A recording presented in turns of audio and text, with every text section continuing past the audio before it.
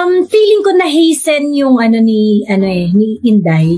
Pero sa mga naranasan ni Inday as Vice President at yung attacking na receive ni Inday as Vice President dito sa national stage, it hastened her political maturity.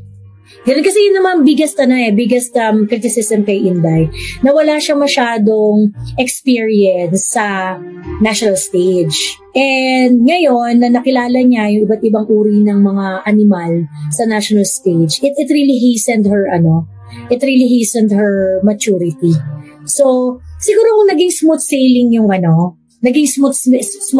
yung Vice Presidency ni Inday, tapos nakarating tayo. Yung ginawa nila yung sinabi ni Inday, kung hinayaan nyo nila akong magtrabaho at hindi nyo ako pinakailaman. O sige, inipit-ipit nyo ako, inano nyo ako, ganyan. Hininog nyo bigla si Inday.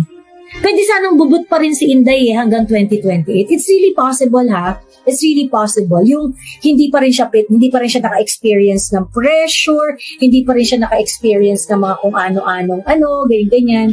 Kaso, binigyan nyo siya ng tubig, ng araw, ng bagyo, ng lindol, ng kung ano-ano, ganyan. So, dapat mamumunga pa si Inday sa mga susunod pang mga taon, ganon. Kaso, binigay nyo lahat ng nutrients na kailangan ni Inday para mag-bloom, para mahinog. Ayan. Nasa 2025 pa lang tayo, bakla, takot na kayo. Diba?